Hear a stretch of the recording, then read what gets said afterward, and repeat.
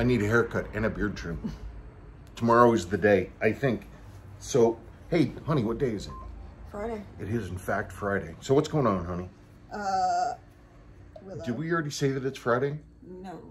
Guess what? It's Friday. And I think not everyone, but most of the vintage cars that I've ever owned, and I've owned a good number of them, have been white. I don't know why, but it's true. Both of our current cars are white. But because white is the cheapest and easiest color to do. I guess so. But all of mine had black or black and white interiors or gray like these things do. This was her suggestion, go white, but I've never had a red interior. And so I'm thinking about that, you know, just a slightly ivory, you know, white. I mean, not far off from, you know, very clean segue loom, but with a little more tan in it. Maybe not. But anyway, with a solid red interior. However, there was a guy on Facebook Marketplace. I was looking for MGB stuff. He lives down at the other end of the state. And he bought someone else's MGB, which had been completely restored and whose eldest son had wrecked it twice in about 500 meters. And so he was stripping it clean, including the beautiful Wait, why'd you say meters? Because many of these people are not from here. Plus, I don't know what it is. Oh, a meter is a yard is a meter. It's all the same stuff. I don't know my yards. I know yards by football. There you go. There you go. Football field, by the way, is 1.5 acres, in case anybody's... I don't know what that is. Football. I don't know what that is in hides, but maybe somebody can tell me. Okay, back to the subject at hand, which is all of a sudden I have these beautiful black seats with white piping when I wanted to have an all red interior. Would it look weird to have, it would be at this point, black seats, black dash, everything else red. So I'm having a hard time imagining that. You don't think? No. Well, no. I mean, I can always get the original seats and recover those red. Yeah, no, that wouldn't be a bad idea because then you have options. And that one was professionally done very well, and you've never done it before, and I'm sure you could do a beautiful job, but you're not. Right. And you know, it doesn't hurt. Legitimately, there is a chance that I might end up with a second MGB at some point. But which means if I have already rebuilt beautiful carpets and rest of this interior stuff, that's a jump ahead. Mm-hmm. That's a jump ahead. Well, I don't know if this was an intro or if it's going to be an outtake back at the end, but regardless, as of this moment, we have not shown you our wristwatches. Not our pocket watches, our wristwatches. Indeed, indeed. You know, we could do a wrist check right here, unless people really, really, really like looking at them closely. I don't know. Well, I'd have to turn mine around because otherwise it'll be... Yeah, we'll just cut and do it like the old days. Okay, I'm wearing this guy. I haven't worn him in a while. So this is the fourth Mac V with this dial type. There aren't any current documented watches that were issued in Vietnam. The closest that I've got is someone wrote me and said, hey, my dad was in Vietnam. He was issued with one of this model, the 6106 model, but I don't have the gentleman's contact information, and that's all I remember. So, you know, other than the 6106 instead of 6119, it is identical. Oops, oh, there you go. This is a 7005, unrestored, by the way, 7005 8160-P, original loom. It's a little stained around there. It was really dirty when it came in, and I hadn't paid any attention to it. It wasn't until I started actually just cleaning it up to look at it when I realized that actually this is the original Stelux bracelet for it with the correct Stelux end. And I realized that on its correct bracelet and cleaned up, it actually kind of makes sense. I mean, it's definitely from the 70s. It's supposed to have, you know, radiating brushing or cross brushing or whatever. These are vertically brushed. But it's the lines are meant to be used with, you know, this kind of a Stelux bracelet. I actually think it kind of works. I'm digging it. Like I said, I don't even mind the green loom. Maybe it's because my newfound love for the 62 MAS. and the understanding of the tiny green loom that so far I've gotten. Anyway, there it is. I forgot the most important thing of all. Despite this being this nutty, beautiful, odd bracelet watch, the dial and handset is exactly the same as the poor man's 62 MAS. I could take this, move it out, everything, put it over here, and that's what it would basically be, though the dial text is different. What's interesting is these both use the 62 MAS handset. Anyway, so that's the most important thing. I might clean up this case and put one of those NOS bracelets on this, but I don't know. I'm a little hesitant to do that because this was one person's watch. This is all original to itself, and he wore the heck out of it, but he never abused it. The loom is perfect. There's a little water stain in the dial right here from probably this cracked crystal, but that's it. All the lines are smoothed from having been worn for a really long time. You can, I don't know if you can see, if you look around the letters, I don't know if you can see that they're kind of dipping in where like the numbers and everything are kind of dipped in the middle because the edges have been worn away. Because he wore it, I'm assuming it's a he, the owner wore it so much. And relatively speaking, the case, bracelet are not beaten up. If I put some more work into it, I'm sure I could get them nice and clean. Anyway, so maybe I'll just leave that the way it is. I think that was just a magnificent segment, or will have been. Well, let's do it. Oh, sorry. Unless, of course, you don't want to. My brain just started saying, I don't wanna. I haven't heard that song in a while. It's Sonic Youth, by the way, in case anybody's wondering what we were singing. Anywho, you were in the wrong key. I don't care. I didn't mean to criticize you. I'm so sorry. That was like one of the first things he did was criticize me for being off. I wasn't criticizing. It literally just came out. I can't, I have an executive function disorder. Sometimes things just come out, and I'm very weird about music. Really? I don't know. Anywho, Cheyenne182. Hey, Spencer and Sabrina. Just resubmitting these questions for next mail call. Resubmitting. Yep.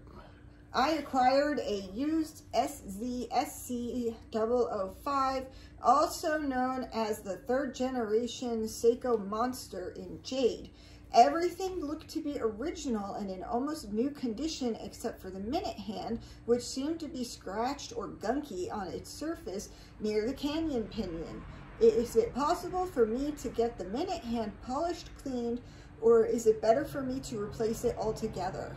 Well, the first thing is to determine what that is. When I see scratching around the tube by the, on the cannon pinion, usually I assume that it's somebody fooling around with removing the hands, and maybe their hand remover slipped or they weren't using one. That's usually when you see that.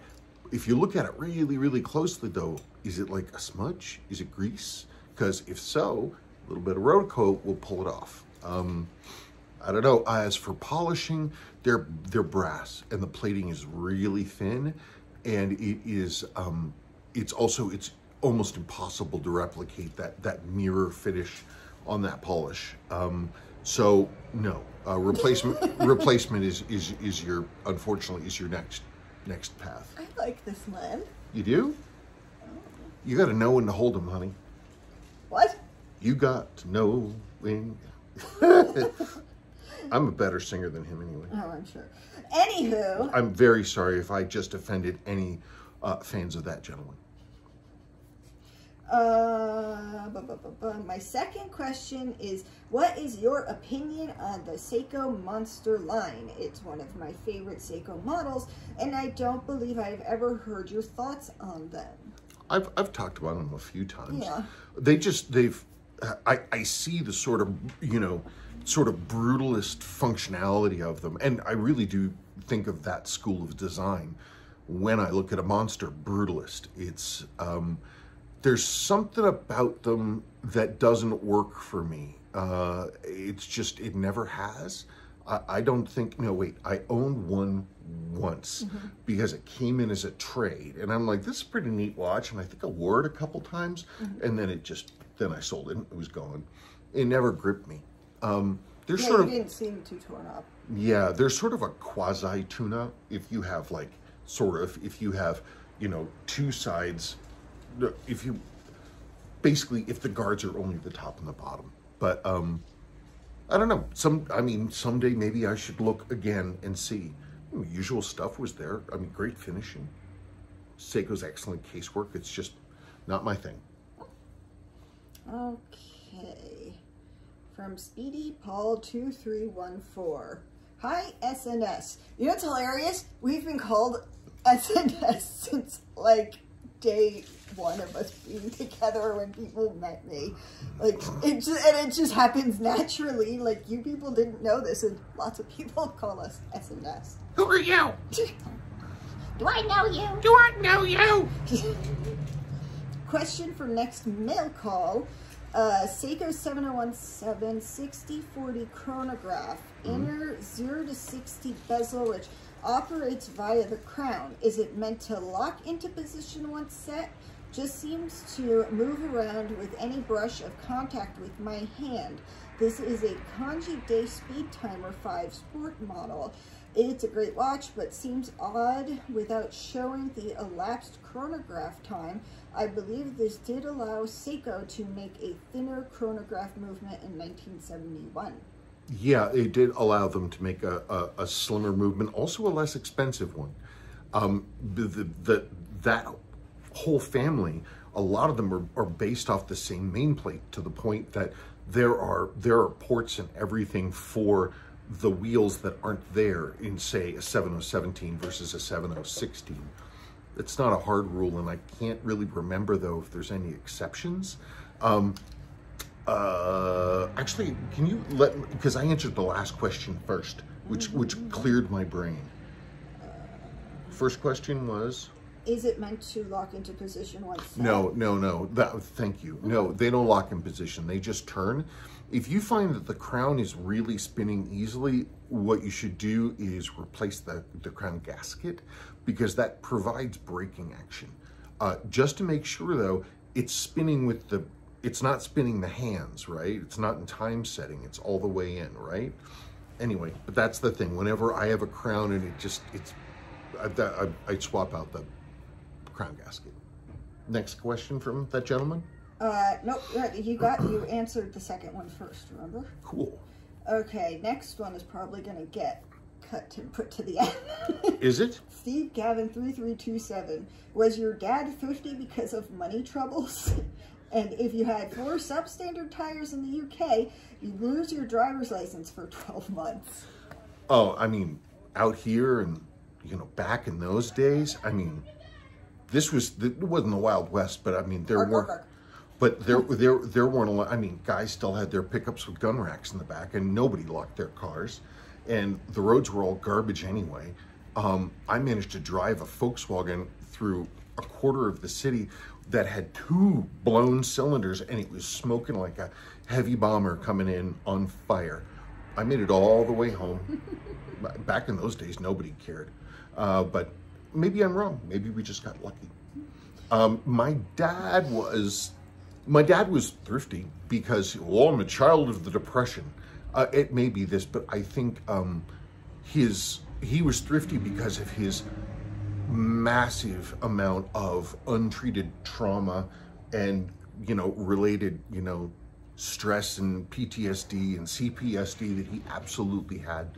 Yeah, but I'm thinking about it, and we've recently, oh, I'm sorry. All I was going to say is he was really anxious, lots of anxiety, fears about money, that's one of his things. And so also, I think he did it to kind of piss off my mother, but no, very anxious man regarding money. Yeah, but he would buy things. Like, I'm thinking about how his whole goal in life apparently was to make his brothers jealous of his, you know, work and everything he did to make what he made and get what he'd get. And so he would get things, but he was thrifty. He was thrifty about weird things. He was thrifty about weird things. Oh, your mother and I moved those marble steps. I'm like, Dad, they're like 800 pounds in the middle of winter with bulks of timber. He, when he rebuilt the deck, he just flipped the boards. Did we mention that one? Yeah, he flipped the boards to save money on lumber, but then he decided to come up with this insanely contrived system to protect the main beams below from water ingress using hand-formed sheets of aluminum. And he wanted to have everything counter-reverse screwed so the heads weren't showing. And that was a tremendous, I think it took him more than a year to get it done. And then the old redwood that we flipped over, he didn't sand it down. And so everybody was getting all these needle-like splinters in Willow everything. was a toddler.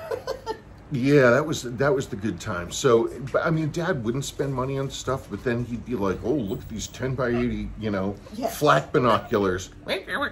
Oh, they're absolutely going to appreciate in value, which they did not. No, they didn't. Nope.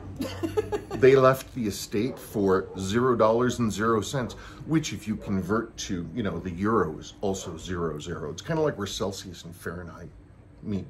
You do? Yeah, there's one thing like -34 or something like that. A temperature that I will hopefully never experience. I've hit 22 below, and that was absolutely not fun. I don't remember. It's the lowest I've been. Okay, let's keep on rocking in the free world. No, your mom liked doing the whole thrift store thing, though. Like, that was her thing. Oh, so she liked getting stuff for cheap, yes. I guess. So, and she wouldn't get, like, you guys any, like, clothing except for twice a year. They wouldn't spend anything on us. That's anything. They wouldn't even take me to the hospital. Yeah, so I'm just like, I don't know. I don't think he was trying to make her angry about anything. And, like, look, he made her get the new Subaru and get rid of her Geo. Yeah, it's true. I don't know. I have no idea. It's everything is long settled with all that stuff. So from the KVW's overdue review, Seiko SPK17 4R3613 SO Sport Diver reissue. Yes. Okay, from Lifeboat 52.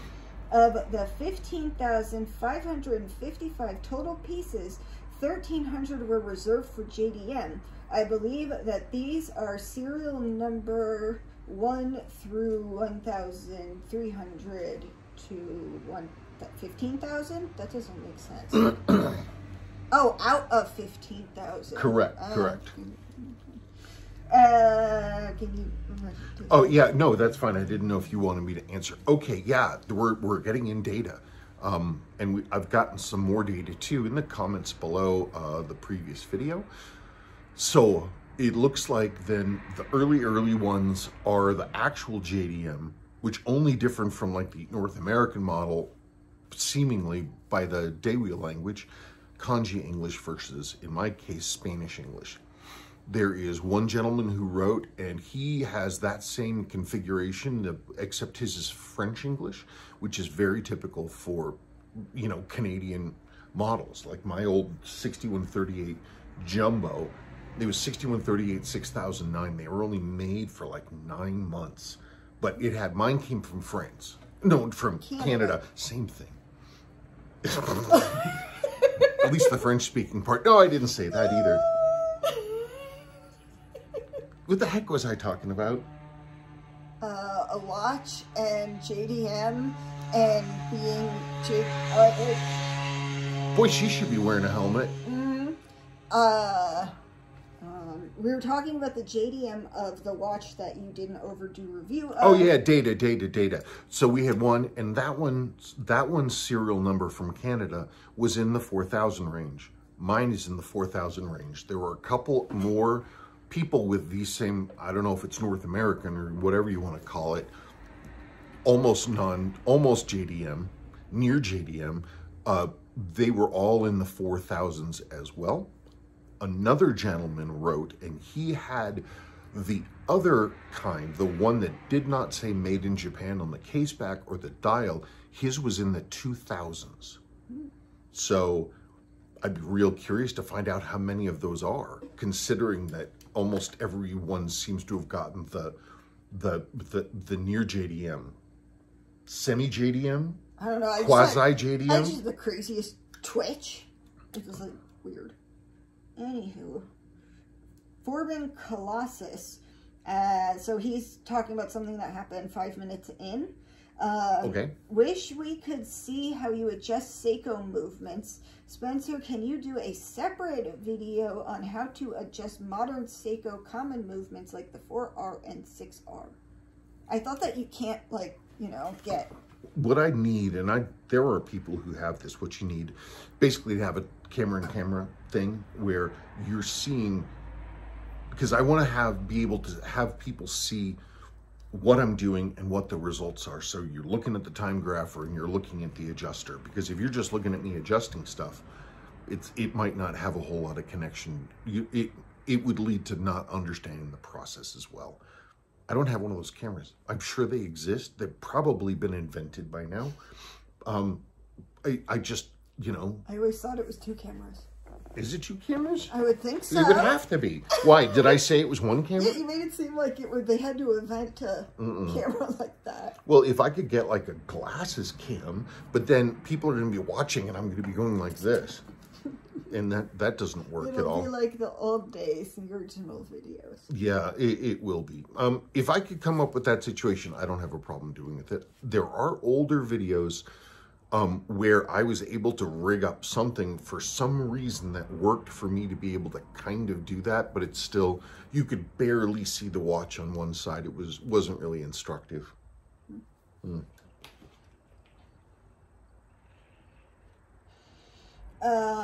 From Aristide Sly Chowns 2921. I think that's what it said. Aristide or Sir, we've pronounced your name properly before, but we're plainly having issues well, no, now. It's a screen name. That's the problem. So it's all one word. What? Nothing. Oh, there it is. Let me see. No, I know. Where is it? Down here. It's all one word. So I don't know where the space would be. Aristides like Kunis, I believe. We've talked to him before, and I probably got that wrong again. Sorry. Now I feel really dumb. No, why? Can you stop? This is exactly what happened the last time we had a question from him. I'm not joking. This exact exchange. Okay, there we go. Aristide Lykunis 2921. It's a shame for a new movement to come out of the factory like that, but I would like to ask something else. Wow. There, you had to charge it. I would like to ask something else. In my experience, Seiko movements tend to run faster when laid flat, dial up or down, and slower when held vertically, crown up or down, 12 up or down. When you adjusted the movement, you had the watch dial down. Wouldn't it be better if you tried to set it to gain some time to equalize the loss on the other positions? There's a couple ways to think about that. Well, first, I have to do this.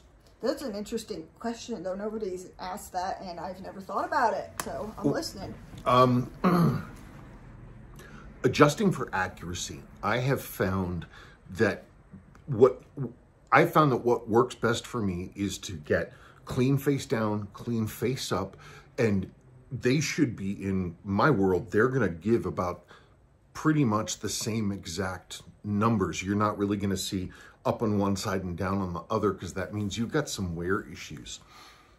So if there's a little bit like this, then yeah, you're going to calculate the offsets to try to neutralize that. But trying to adjust pendant, you know, when it's hanging down, crown down or crown up, I forget what the other one's called, because those, you have a completely, you have a somewhat different friction problem when the pinions are horizontal versus vertically, because they're designed to float on these little points, spinning like a ballerina.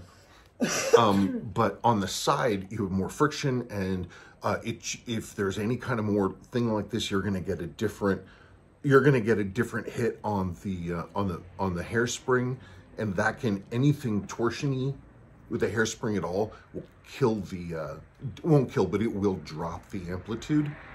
Long story short, I don't worry about the up or down unless I'm seeing something that's just terrible that would indicate that there's an actual physical mechanical problem that I have to deal with. I average out up and down, but I do my best to ensure that I have the highest sustainable amplitude after service, because that's going to give real steady numbers, which is what you want. And I just try to match them. So far, it's been mostly okay.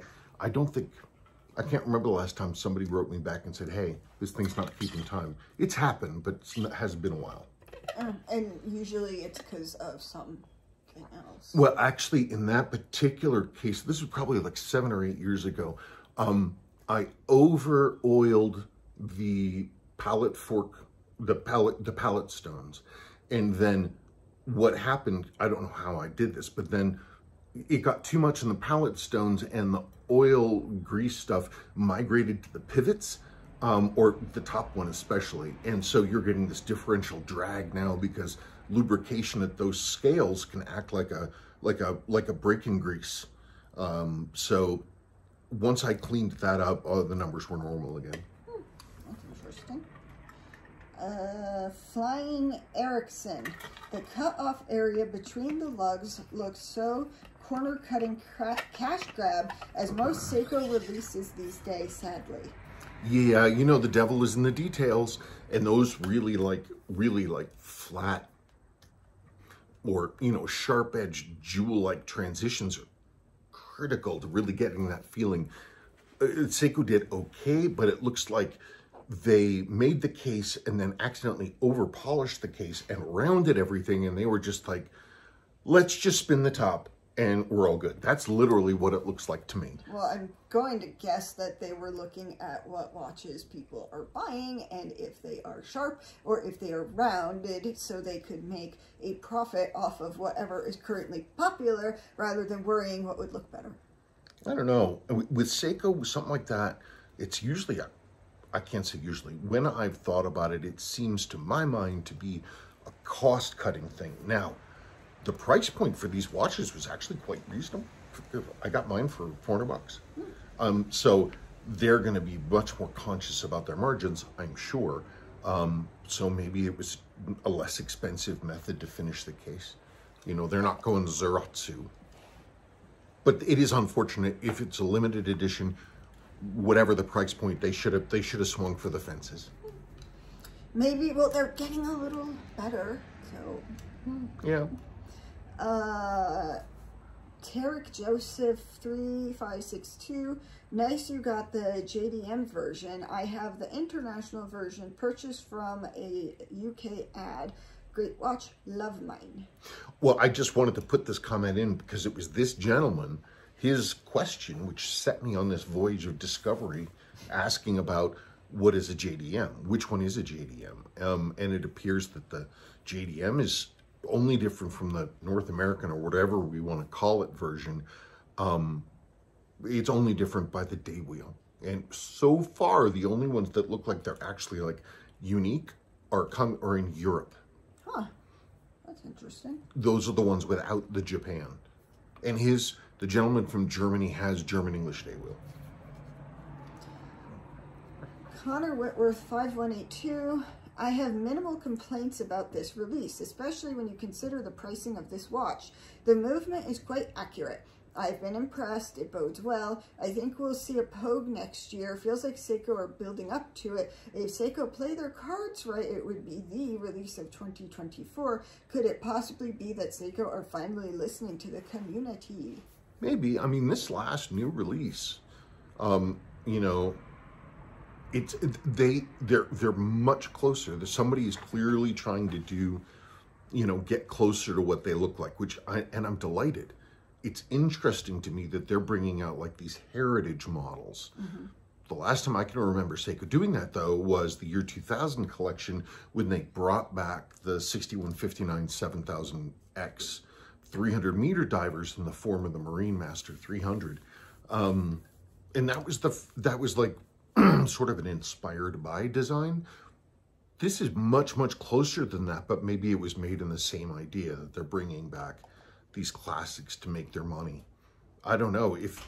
As for having the Marine make a Pogue, I mean, the problem is that they don't have the original movements. Seiko doesn't, at this point, I believe, have a single register chronograph. They are using their modification with the chronograph module on a 7000 series to make their newer top end ones. I would love it if they brought back the 6139 movement.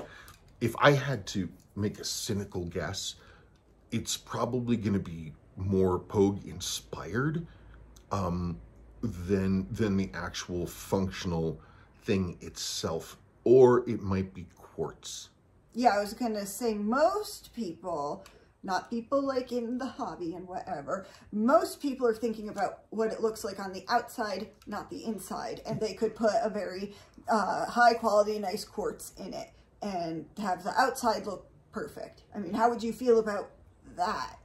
Well, no, I understand that. I think it would be, if they did that, but the aesthetics were right, like they really worked to get it right, it might feel a little more, you know, forgivable. Also, Seiko has tech that will actually generate a mechanical movement style on the sweep hand. They also have their mecha quartz, so the buttons aren't like, they're fly-by-wire, but they don't feel like it. They feel like you're getting a good solid click. If they do those two things, they make it absolutely just painstakingly close to the original. This talking with the quartz, they make it really look just right, give snappy buttons, and use so it's not going like this and you're actually getting the fine divisions. Seiko already makes watches, you know, that use a movement like that. If they did that, hi. She's so sweet. Well, why won't she, I don't know. The story of Kraken is, we all went, I know, if you've been watching for a while, you've heard the story. I won't tell it again. We went for a family walk and I needed to get dog food. And we went to the local pet store and they'll have cats from the cat shelter there for adoption. And we were paying, and then all of a sudden I feel this little paw touch my shoulder. And I was like, also my beloved cat, I knew she was on the way out. On the way out. And so I got this beautiful little sweet thing that was so sweet in the store. And then we get home and she's like, I hate you all. And her tail was giant and puffy for like 3 months. Oh, it was. She had giant, to the point that we're like, maybe that's just how she was made or something. She's a real scaredy cat. And it took her a long time to warm up to anybody. Years. And then all of a sudden I became her person. I have no idea why. Ham. Yeah, ham, deli ham. Whew. I still think she was maybe semi-feral, just a little bit of feral. You've never known a more pain in the ass cat. No. And she's figured out that if she makes her voice go a little higher when she's hungry, I freaking lose it. And then I can't stop talking about her. And then someone, likely him, will feed her. She's just being so pissy about her food. It's really annoying, and it's like the only way we can get her to eat is to pick the food that we really are certain that she will hate. That's often that proves to be the inverse of correct. Michael Keats 1313. Limited to 15,555, and Seiko Australia sold out really quickly. Luckily, I got mine, and I'm very pleased with a beautiful watch. Glad to hear your input. Oh, good. Well, I'm glad that you're glad to hear my input. And my opinion is literally just my opinion. My word doesn't carry any weight whatsoever to the actual merits of this or that design. It's just his opinions. Just my opinions, man. Loud opinions. Yeah, and I'm just because I'm loud and use many words does not mean that I'm right. Are they still fighting over the remote? No, because... What was that? I know it was Sebastian. Yes. Maybe they're telling, his sisters are telling him to stop bugging him, them. Probably. I'm assuming you guys heard the scream. If not, I'm sure you'll hear the echo. Yes. Oh man, do you remember when he first learned to scream like that?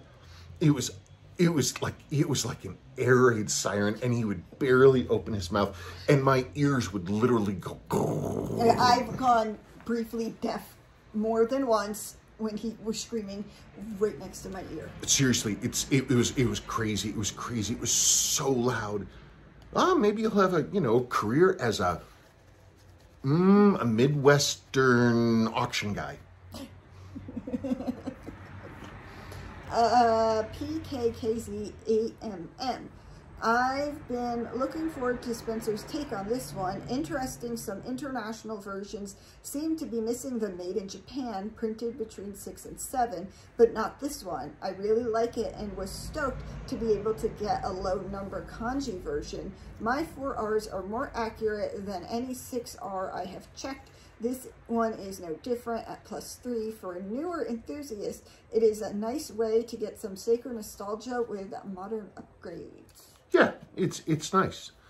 My biggest concern is everything's my biggest concern. But yeah, I'm interested as we get more data in to sort of figure out where these were made.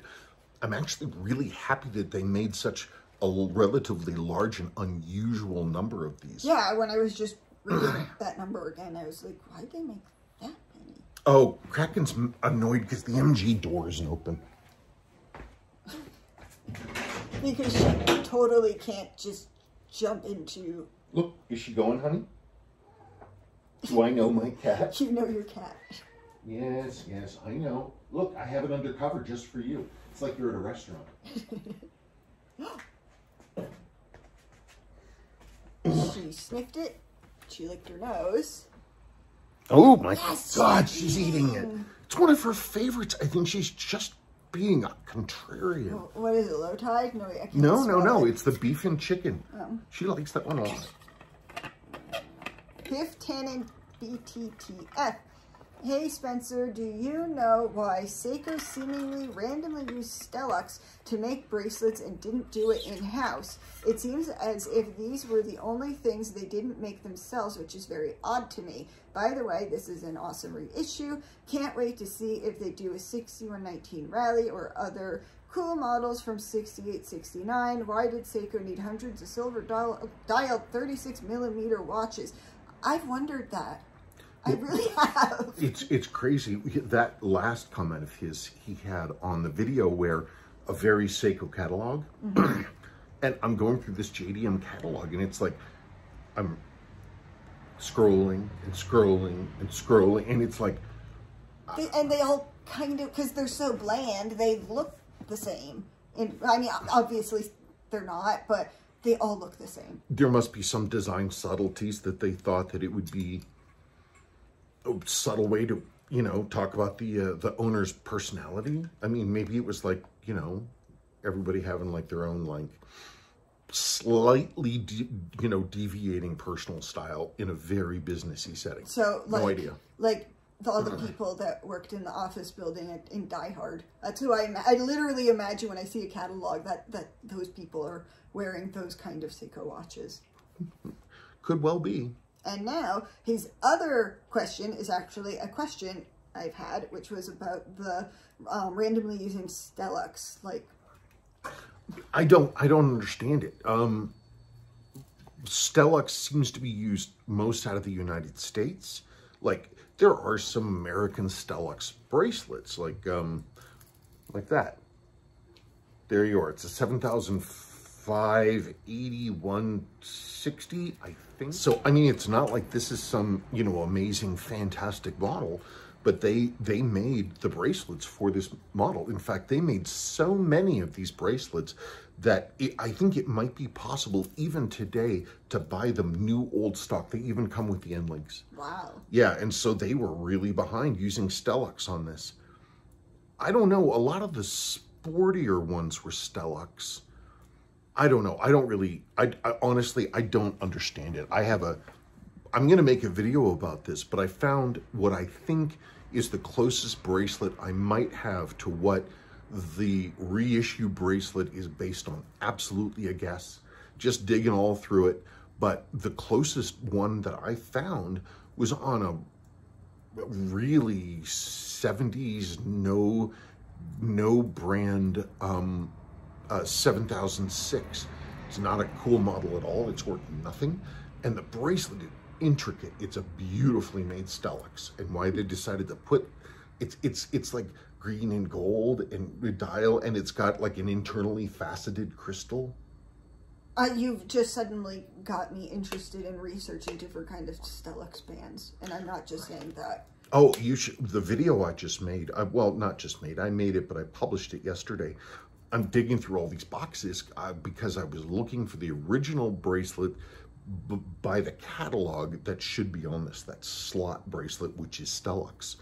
And I was going through just piles of stuff, but then I started realizing, hey man, this looks like this was made by Stelux, but it's unbranded. Or it definitely looks like it's Stelux, but it's unmarked, and it doesn't have any removable links. And it would be just like generic, sort of, clearly Stelux, but generic. And the fold would usually say stainless steel or something. But, you know, that's kind of wacky too. Mm-hmm. That I don't know what the difference is. I used to be Facebook friends with the ancient old, you know, Brit Hong Konger who basically made Stelux in the 60s. I should see if he's still kicking. I'd be surprised. I don't know. I talked to him a little bit, and he gave me some information about how they started working. It was him and another partner, but I don't know. I don't know. It's an interesting question, and I don't really know the reason behind it. But of course, JDM models, they got Stelux. So Seiko leaks. Best Seiko 5 release they have done this year so far. Well, this is the only one I've even noticed, so if I don't even know what the other ones are. I'm not saying that to be like, oh, I'm not even paying attention to them. I haven't seen them. I don't know what they are. So if you have a link or a picture, that'd be great. Salty crabs. I wish I had bought one of these, but I had just purchased a Seiko SPB 121 Alpinist as the watch I wore for our wedding, and I couldn't afford it. I'd love to see this come out as a regular release and have a blue dial version. I loved that blue dial original you had. Thank you. Isn't it nice? And I'm really, honestly, I'm not much of a blue dial, that kind of blue. I love that blue, but I don't ever wear it. But in that case, that Sport Diver, actually, it works really well. And I've been looking at that watch and thinking about setting aside some time to service it. So thank you for that. Nice to know I'm not alone. Steve Wilkinson 7200. Oh my God. Not you, my children texting me. Hang on. She'll just keep texting me. Will she? Yes. Oh, anyway, so that's the thing. Here's the thing. So what is the model number on this thing? Okay, yeah, it's a 758160-P. I wonder, you know, how many of these watch heads are around in good condition.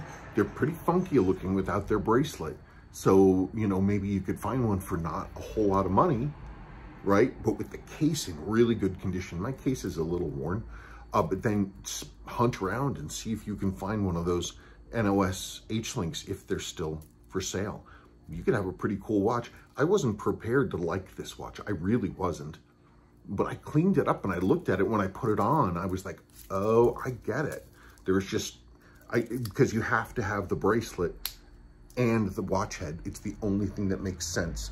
The watch by itself does not make sense without that bracelet, but with it, it's actually not bad looking. I even like the green loom. Wow. Steve Wilkinson, 7200. Did I read that question? Yes. The whole thing. I don't remember saying the word bullhead. No. Okay.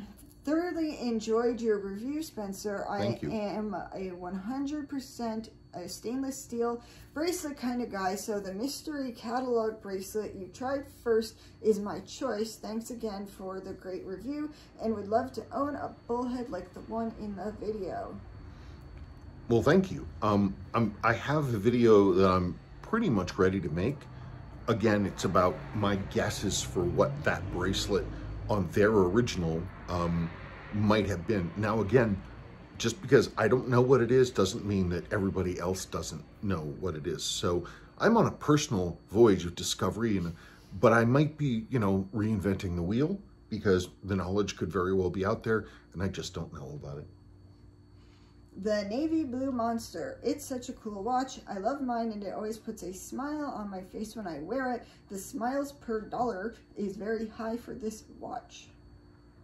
Yeah, that's one of the number one considerations, man.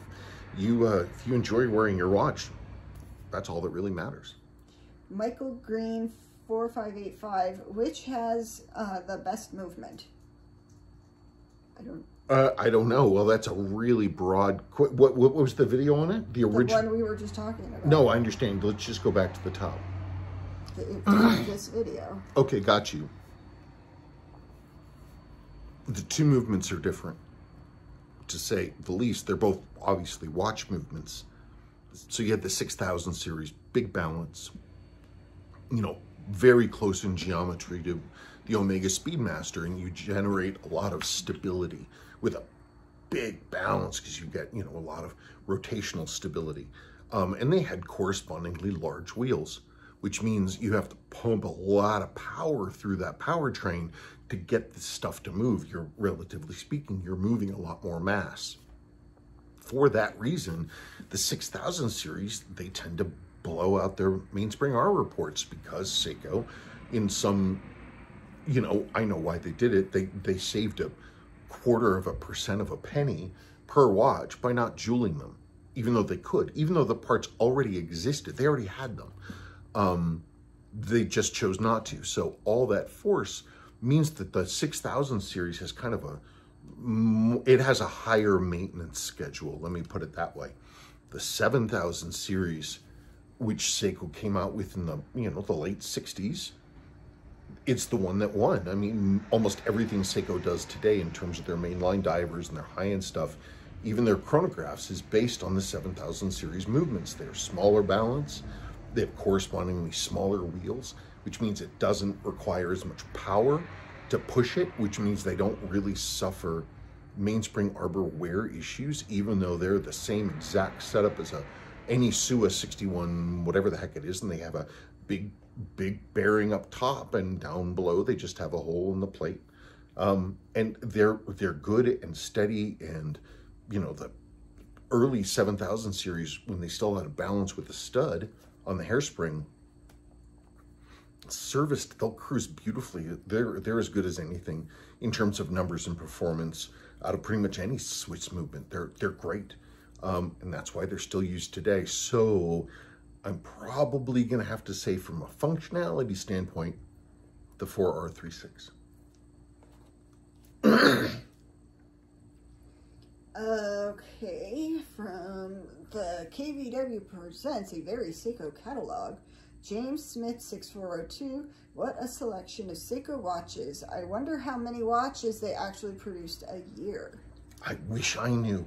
Yeah, it is always amazing going through catalog. You're like, how long does this go on for? Oh yeah, and some of these models, looking through at these JDM models, these weird variants, I'm like, you know, they have, you know, 8 of the same movement and basic case style with slightly different hands, slightly different dials, and they I don't know, judging by what we saw about the, you know, the Osaka Navigator, which maybe we should call it the SAS Navigator, but World's Fair Navigator, Expo 70 Navigator, I'm going to call it that until someone conclusively proves that they were not connected with Expo 70. Wow. But what if that it actually wasn't, and you're giving false information that people are going to take as gospel in the future, though you're probably right. But well, you see, the thing is, okay, so how do you identify it as differently? You call it the new Navigator, you call it the Orange Flash Navigator. Why can't it be the Osaka Navigator? There's something about Osaka that, I don't know, it gives me this odd feeling that I don't like it. The word. Well, no, also the image of Osaka, but I don't even really know what Osaka looks like. What? I can't explain it. It's like how the number 6 is a good number, but it's like the number 2 feels kind of jaggedy, and I don't like it. You like things that are a multiple of 3. Indeed. Indeed I do. Indeed. Wait, but we just went off on a total tangent. We didn't even answer the question. I don't even remember what we were talking about. I think we were still talking about the catalog. Oh, yeah, but anyway. Oh, talking about, we jumped to the Osaka Navigator. Hey, look what I just did. Maybe that thing only had, as far as we can tell, maybe 1,500 units so far based on the spread of the serial numbers. Maybe Seiko only made 200 of a watch. Maybe most of Seiko's watches are limited edition. I mean, that would make sense for the number of watches in these catalogs. Right, because with the Osaka Navigator, the Expo 70 Navigator, the SAS Navigator, the Orange Flash Navigator, those, I was busy repeating all the names, and now I've forgotten what I was going to say. I wasn't listening. I thought I accidentally deleted all the questions. Let me see it. That's the... Oh, okay. So, wouldn't that be a gem of marketing? Oh, pretty much 99.8% of our watch models are limited edition.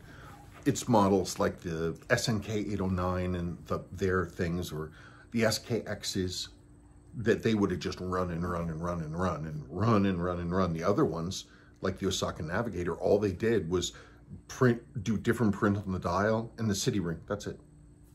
Other than that, it's the exact same thing. It's as the regular silver dialed model. Digging through the bracelet box looking for Stelux. Enrique Morris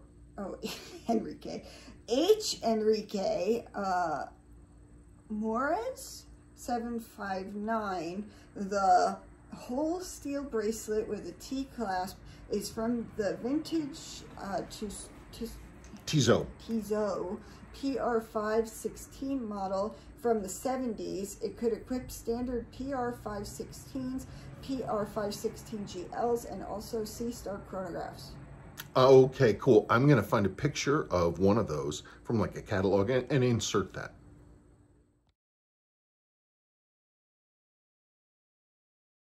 Anyway, I was very excited to get your response. Thank you. I do know it was also a private purchase bracelet. Like it's another Stelux, and I have examples that say Stelux. I have other examples that say nothing, and they're generics, but they're clearly made by Stelux.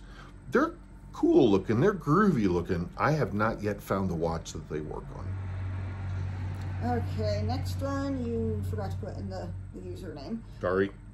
Great video. If you don't mind a question, hope it's not stupid. If I've got vintage watches, Seikos and Citizens that are running and keeping time well, is it necessary to service them just because if the service history is unknown? Should I go about incurring the cost of all that, or just service when something isn't quite right? I don't think of it like a car. It depends. I mean, okay, a watch wasn't serviced, hasn't been serviced for 6 years, but it's spent most of its life in a watch box. You know, I would think that a watch maintenance thing, it's too bad. It should be measured in hours, like how you run an engine for X number of hours. Because time, the only reason time is a factor is because the lubrications degrade, they outgas, and the volatile, all the volatile elements go away, and they either, in the case of synthetics, they just evaporate away to nothing, and they leave behind whatever contaminants were there. Natural oils turn straight up into shellac, and they do that again in 4 and 5 years. The problem with modern watches is that you know, like these Seikos, is they will run and run and run and run and run. That they're designed to keep running even if they're not the greatest condition. And so you'd be doing, you know, more wear to them. That said, I mean, I have no idea how many people have been like, I've been wearing this watch for 20 years, I bought it new. And it still keep the time. So the old guy watchmaker here in town, Newt, he said his basic advice was bring it in when it starts doing something that basically that it shouldn't be doing. If you notice a problem, that's when you have it serviced. But that's Newt, that's not me. From an MGB video, Greg Moradian 3711, love the early dash look. That padded dash really cut into the car's beautiful lines. I installed one on my own GT some years ago. Just a note, the top of the dash extends out farther on early cars, so you will have to source one from an early B, as the mounting flanges are incorporated into the scuttle panel. Lovely car you have, and terrific job you are doing. Oh, thank you. I really appreciate that. I really do. Thank you. We're making progress. I'm getting it stripped down. We're definitely getting there. So I'm getting there. Yeah, I don't like the pillow dash. No, I don't either. It's you know, I don't like it at all. I prefer the original, but thank you for that piece of information, because I literally would not have known. So it's something else I have to look for. There's a bunch of stuff I need to look for. I keep thinking, I'm most of the way, you know, almost completely ripped apart, and I'm going to be able to bounce and start putting it back together one of these days. I'm sure I'm completely underestimating how much work it is. Anyway, I think that's it. That's the last question. Okay. Well, folks, it looks like it's a beautiful day, and so, you know, let's get to it. Friday afternoon club, which doesn't apply to us anymore because I don't even think that exists anymore. I don't even know what you're talking about. There you go. It's people getting together after work and drinking themselves into coma. All right. Bye, folks. Thank you for watching. That's a title. No, it's not. What? Sorry, we just got a check from the United States government for $2.23 from an overpayment from what year?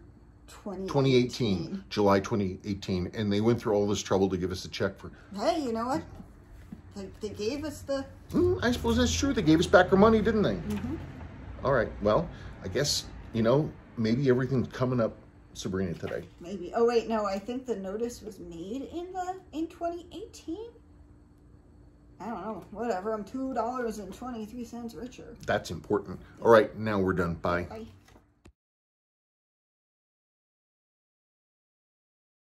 What? Because of what? Because of the dashboard. Wait, is that my carpet? Yeah, I found it on the... Oh, okay. I was really confused because that carpet matches the roof of the thing. So I was like, why are you going to make it that really ugly color? I don't know.